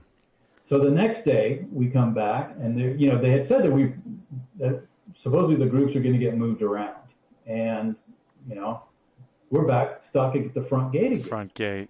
And I'm like, damn, I want to see the start of the show. So I tell my baseball buddy, listen, we got to figure out a way to get in before the show starts. Because he's a honcho. He's got the black shirt on. No. He was light blue shirt. Different guy. This different is the baseball, guy. Yeah. Okay. The swimmer guy. Swimming. Okay. Had the black shirt. Okay. And the guy that was in charge of all the black shirts, his name was Bobby. And so about 7:45, I tapped my buddy on the shoulder and I said, we need to get inside. And he goes, we get caught. And I said, yeah, I get it, but I'm willing to roll the dice. You're still back at the trash cans. Yeah, are you still at the same place? We're at the dumpster. Yeah. So, they don't care about us. so I turn around and walk in, and now you're at the concourse of the Cotton Bowl, and it's just packed. I mean, there's just people everywhere, and you can't move anywhere very fast. Thousands and thousands of people. And I told my buddy, I said, I'm gonna go down to the floor. I'm getting to the floor. All the way. And so I started. It's funny. I just started going security, and it's like the Moses and the Red Sea. Everybody moves out of the way, and we go, and then we go straight down the steps, and we get to the floor, and the red shirts are working the floor, and this guy's red shirts standing right there at the little area where the steps go down and onto the floor, and we start to walk by, and he goes, "What are you guys doing here?" And I said, "Well, Bobby wanted to see us. And I think he's down by the stage." And he goes, "Okay, come on." And so hey, you're some 20-year-old kid doing this. Boy, that's... it's the tennis player in me. You can BS your way through anything. Sure. You act like you know what you're doing. Don't ask for permission. Ask for forgiveness. Exactly. So we go down and we make our way all the way to the stage, and we run into a black shirt. And the guy says, "What the hell are you guys doing?" And that's when I said, "Well, Bobby, sent us down here." And he goes, "Well, it's about time you got here." He goes, "I need you to stay here and you go over there." And my buddy and I are now literally right on the stage. Wow. And Springsteen has these two ramps that kind of go down along the sides of the stage where he, runs down. Runs up, yeah. Side. And I'm literally at the end of one of those ramps. And my job was supposed to look to the people that were in the seats right off the floor and going up and get them to sit down. Because if one person stands up, then everybody else has got to stand up. So you got a new job description all of a sudden. So I got a new job description. And of course, now 8 o'clock rolls around, right on the button, and they come running out. And within, halfway through the very first song, Bruce comes sprinting down that ramp. And I'm looking up at him, and I can literally just reach up and grab his leg. Right there. Wow. Right there. And so it was an amazing night. And I tell you one amazing thing about Bruce. Right before the halftime break, so at 10 o'clock at night, because he plays for 2 hours and he takes a 30-minute break, and at least at this point in his career, in '85 during the Born in the USA Stadium tour. He would take a 30-minute break at 2 hours and then come back and play another 2 hours. Wow. And so, they come around the corner and they say, "Hey, you guys come here." And so they took my baseball buddy and I around backstage, and there was a ramp that came from the back of the stage back onto the floor and then leading up into where the dressing room was and the area where they would, have food and drinks and everything else. And so it was right before intermission. And they told us, basically make a chain line of people along the ramp and do not let anybody cross there until the band is off the stage and into the area for food and the changing area, their locker room.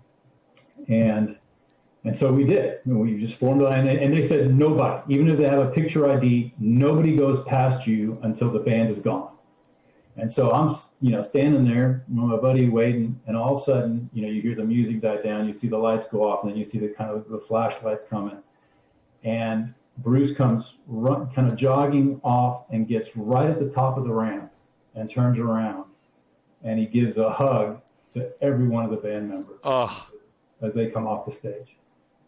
Little Steven, Clarence, everybody. Everybody. Yeah. And then they went down the ramp, and he was the last one to go down the ramp in there.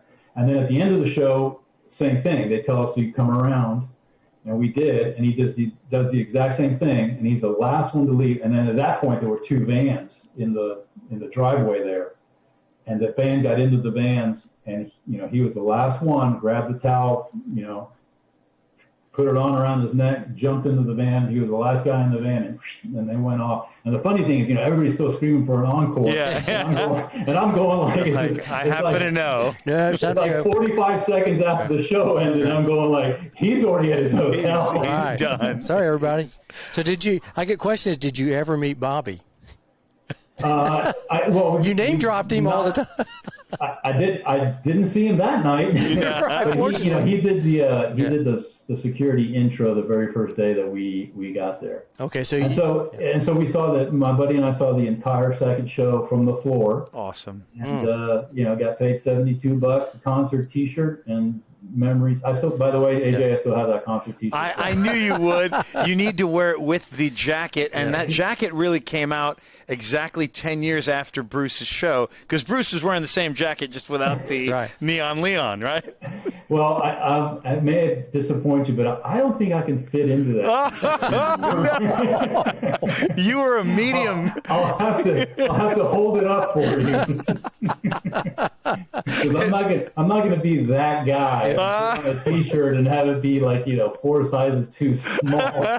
Fred didn't get larger. It's the shirt that shrunk. That's right. Exactly. Yeah. Exactly. It got laundered one too many times, and it just kept shrinking. I always blame my wife for the laundry. Yeah, it's the laundry, Yeah. Wow, the other thing about Springsteen is that a very good, another USPTA member, a friend of mine that was a pro at the University Club in Houston for a long time, moved out to LA and was teaching out there, and got to know Springsteen very well, and actually taught Springsteen and Patty and the kids tennis. And so he's gotten to be, like a family friend to them. And so anytime Springsteen is anywhere within driving distance for me, all I got to do is call up Marty and say, hey, I need, a ticket or 2 tickets.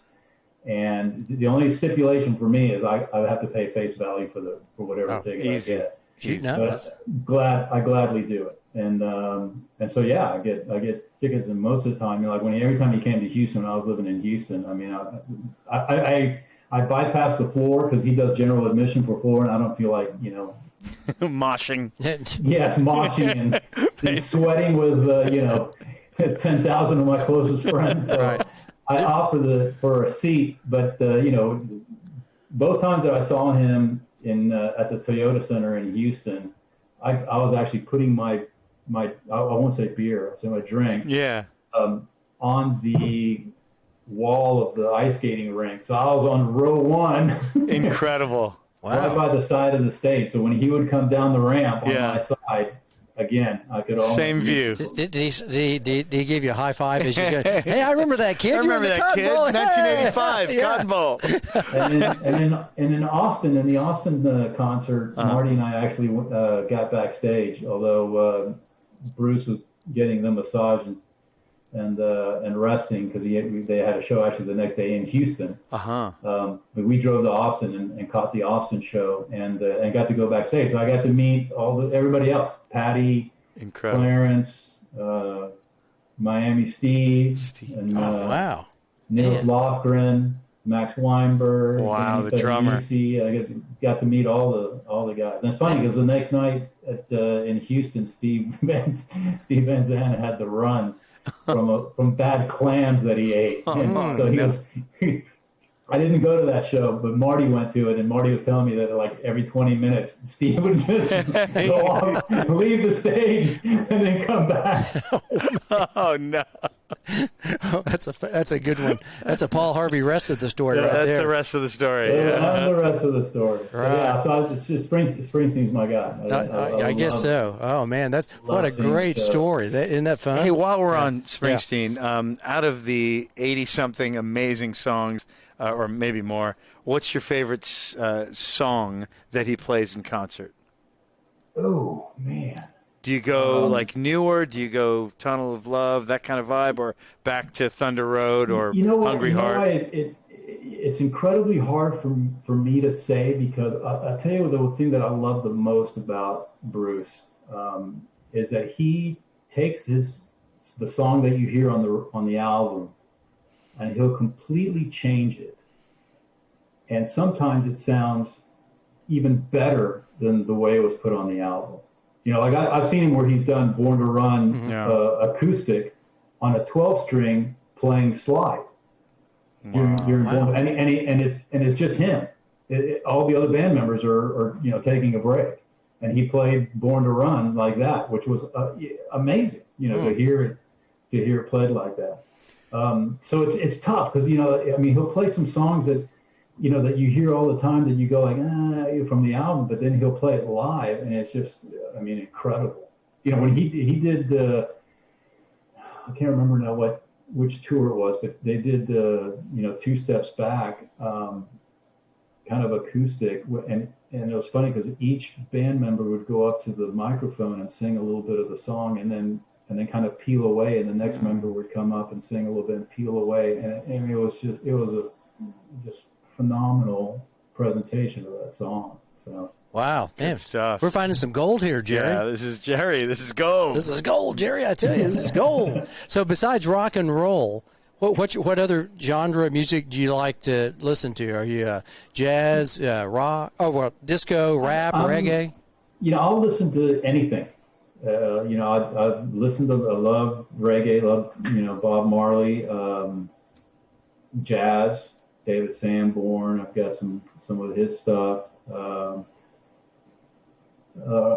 Klug. I probably lean more than anything toward singer-songwriters. So John Mellencamp, Springsteen, Neil Young, Ed Sheeran. That Taylor Swift. That kind of Taylor Swift. That's a new one. That's a new entry on the podcast. Melissa Etheridge. I love Melissa Etheridge. That's one of the reasons I have a 12-string. Yeah. Was because she plays the 12 string. So I want to learn a couple of her songs. You gotta make the investment. So 12-string and that voice. She's got a remarkable voice. Yeah. Sounds like she smoked about 3 packs of cigarettes. And he has that raspy voice. I don't know how people do that, but that's really an interesting voice. So good. Yes, it's kind of like Nina Blackwood from MTV. That's right. He has that kind of voice. Sounds like you've been up for 48 hours and smoked 5 packs of cigarettes. But okay, so next question. All right, this is always the big question. But I kind of got this one figured out. If you're in a band, have you ever been in a band? Have you ever played in a band, or this is just on your own, basically? Never an official band. My brother and I and my friend for about 3 months, made noise, I should say. In the garage? That was supposed to sound like Smoke on the Water. Deep Purple. Yeah. So you're in this band, okay? Are you? And then, the other name of the band was Mike DePalmer, Ricardo Ascioli. Whoa. And Jim Courier on drums. Jim Courier, JC, he hits the skins. Is he a skinner? We played. I can't even remember now. One or two songs during the Wimbledon Jam player party in London, right before Wimbledon. That's great. What year was that? And what songs did you play? Man. So that was late 80s? No, this would have been probably mid-90s. Okay, it was a bit later. Okay. Did you all play this? Is that it? Did you all play that one? No, we played. Okay. right here. We That played- song always gets me. You said played Wimbledon. Patience by Guns N' Roses, yeah. It was acoustic. We did an acoustic set. Oh, it's a great tune. Wow, Yeah. no kidding, man! I didn't know Jim Courier was is he a fairly good drummer? Was he, or could he just? Is. Yes, He's okay. a very good drummer. Actually, he's played drums with REM. Yes. I saw that. Like, Did not Pete know Buck that. is right next to him, and it was Yeah. Bill Berry, Michael Stipe, all those guys. Really? I've He's seen the played video with of Bill it. Berry. That's incredible. Did he have his Sat in shirt for off Bill. and just sitting in shorts and with a headband on? Was he just sitting there? No, he actually, if I remember the story right, he played with Wichita. They played Wichita linemen. Wow. Interesting. And Wow. he played drums. He played drums. Sat in for Bill Berry. Wow. What a Incredible. I didn't know we had that kind of musical talent in our midst too. Yeah, Wow, this is unbelievable. This Well, is a I'll lot of tell you, fun. Probably the best guitarist, at least at the time when I was working at the ATP, was Ronald Agenor. Oh, he's amazing. Is he really? Yeah. Okay. Yeah, he's a musician as much as he's a tennis personality now, right? Yeah. So this would be great to get Noah singing, Agenor, Oh, yeah. Freddie Viancos, Courier, and the Bryan brothers, Johnny Mack. Man, Pat Cash, Mats Wilander. we could have a regular just tennis group of Yeah. guys. Well, I'll tell you, back in the day, for the Wimbledon Jam, the ATP would rent a studio the week before Wimbledon started. And all the players that played instruments would get together and form little bands and go to the studio and rehearse their song or two, and then at the Hard Rock we would have the Wimbledon Jam party, and we had a house band, and then the player bands would get up and do their song of that throughout the night. Did you all win the competition? Did you all win it? No. Who was good? Who was actually who were the best? Who was the best, Joe? You could, if you recall. But Johnny Mack was pretty good. At least, he played. I think he played Wild Thing. Was what he played Wild Thing one year, and then I think he also played The Boys Are Back in Town. And Vitas was actually pretty good. Really? Was he a guitarist? Guitar? Yeah. Cashy could play some guitar, and they would play. Wow, I had no idea all this stuff. Good stuff. Yeah, And man. Matt's is actually a very good guitarist, and he actually can sing pretty good. The funny thing we used to always give him a hard time about is he always would play Honky Tonk Woman and Knocking on Heaven's Door. Those were his two go-to songs. Every time. Definitely Every those. time. That's in the set. That's in the set. So in this band, okay, so now let me finish the question here. Oh, yeah. I know you said you're off key, but would you be lead singer, lead guitarist, drummer, keyboards, or maybe bass guitarist, or 12-string guitarist in this band? I would be the rhythm guitar guy. I can't play lead worth a lick, but I can I can make a few chords and keep along. Yeah. So what chord? I'd be the rhythm guy. Rhythm guy. Rhythm I like guitar. it. Yeah, that's good stuff. I we're at 2 hours, and I've got another probably quite a few questions. Would you come back and join us again? Because I know we've taken way too much of your time. I'll give you one last music. Would you? No, please do. In one of the years that I worked the tournament in New Haven, in the city's called New Hartford, Connecticut, which is about a 2-hour or so drive from New Haven, is where the Ovation Guitar Factory was. Now, Ovation is known for it's the guitars that have the round back. Yep. Oh, Black, yeah. Okay. Black. Yeah. Okay. All right.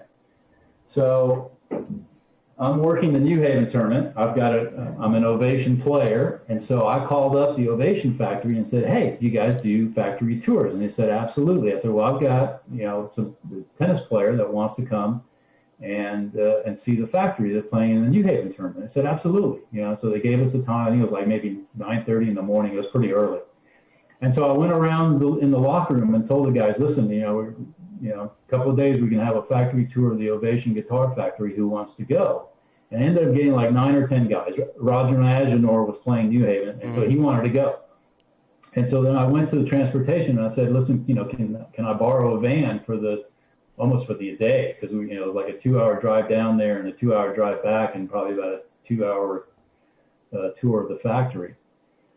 And so, they're going like, oh, well, the liability, I don't know if you can take it. And all of a sudden, one of the drivers overheard it, and he goes, I'll drive you guys. And he was a drummer in a band in New Haven. Wow. But he goes, I'm a drummer in the band. I'd love to go to the factory. Yeah, never been there. It's cool. So it's perfect. And so we loaded up a van early in the morning, drove the 2 hours, got down there, and we got this incredible tour of the Ovation Guitar Factory, and got to see literally from, scrap wood all the way to the finished product, and got the tour of the factory. It was awesome. Unfortunately, I think that factory is actually closed down. I think they moved Ovation to another factory. But it was incredible. It was such a fun time. Did they let you play a little guitar? At the end, they bring in like this rack, this rolling rack that's got like 8 or 10 guitars on it, and they roll it into these two guys who pull the guitar off the rack, tune it up, and spend about 15 minutes playing it, and then put their initials on it, put it on the rack, and grab the next one out of the rack. And so Roger Adler, myself, I think Peter Lundgren was another guy that went with us who's a good guitarist. Yeah. We were grabbing guitars off the rack, tuning them up, playing for a little bit, and then, putting our initials on. Putting on the rack. I love it.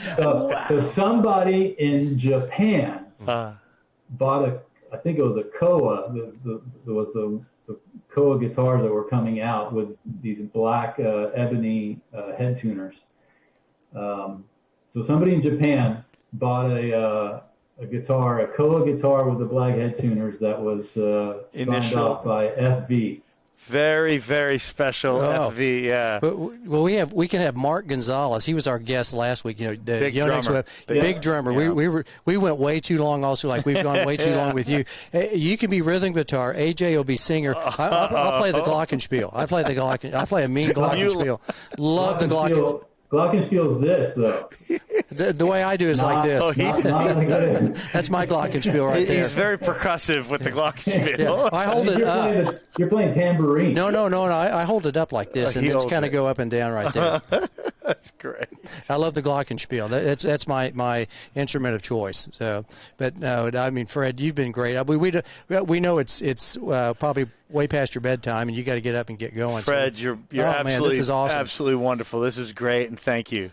Will you come back and join us again? We've got, like I said, we're not even a third of the way through. Yeah, we got to do part 2, Fred Viancos, next year at some point. Yeah, would you come back and join us? Because we've got a few more really fun questions. I think that everybody be interested in hearing what you have to say as well. Sure, anytime. Love it. Well, next week. Let's see. I'll wear my tour jean jacket. Oh, there we go. Yeah. Collar up, maybe a Springsteen tee. I love it. And then we'll make you play a little guitar for us. We'd love that too. Yeah. I'll put the T-shirt. That's where it goes. Hang it up there. Hang it up to the wall. That's where it goes, man. Oh man, what a couple of great hours it's been. We really appreciate you joining us, Fred. What a fun evening, right, AJ? Definitely. Yeah. Fred, big salute. Thank you. That was a blast. Thank you. Yeah, thanks a lot. Guys, thank you. We'll be back in Appreciate touch. it. Trust us. We want to get some more. We have some more fun questions for you because I know that everybody, even Ron Woods, chimed in and goes, "Have you ever played with the Bryan brothers? The Lone Ranger. This is past his bedtime." Yeah, I haven't because I'm an old guy. And they were when I was leaving ATP, they were just starting to play Satellites and Challenger. So I haven't ever gotten to hook up with them. Well, one last question then. One day. Rick Eckloff, who's your favorite guitarist? Who's your favorite guitar player? Stevie Ray Vaughan. Stevie Amazing, Ray. yeah. Very nice player. Yes, those boys could play some guitar. He was amazing. Did you ever see him in concert? I saw him in Austin before he was Stevie Ray Vaughan. Really? Yeah. Wow. At the Armadillo? When he was still playing, the dives in Austin. Mm-hmm. And I was actually in New York when he had when he died. Oh. Yeah, Stevie Ray. He was awesome. It was in they were playing concerts in New York and with him in Clapton. Well, we want you to come back and play a Stevie Ray song for us. I had a Clapton interaction that we'll save it for next time. Okay, we good. love it. We love it. Good part teaser. To give us the rest of the story. So, Fred Viancos, thank you very much, my friend. It's been great. Yeah, thank you. 2 thumbs up. All right. Take care. Thank you, Fred. Have a great night. Yeah. Thank you. Wow, what a fun evening again, AJ. Good man, back to back. Good interview. Oh, well man. done, CV. Proud of you. Man, that is fun. just some awesome stuff that we got with Fred. So we really appreciate Fred, and we appreciate everybody who stayed on the broadcast for a couple hours. We will definitely have him back. He's a return guest. We're going to make sure that we follow up with some more stuff because, I mean, we just scratched the surface. We did. We went deep, too. So I hope you all enjoyed it and, hit us back with any feedback. Yeah. And for right now, let's go Jimmy Campbell with a little exit music. All right, here we go, Mr. What is it, James? James Frank Campbell. For those scoring at home, right?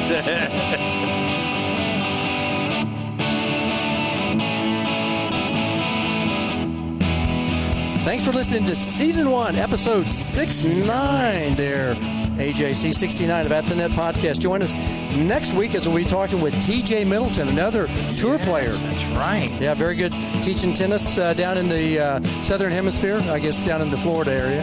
Florida Panhandle, right there. Also join us on Wednesday evening. We get to talk on Wednesday evening, too, don't we? We do. We love our Wednesdays together. That's called Tennis Shorts. Right. And that's on Instagram, not on YouTube or Facebook.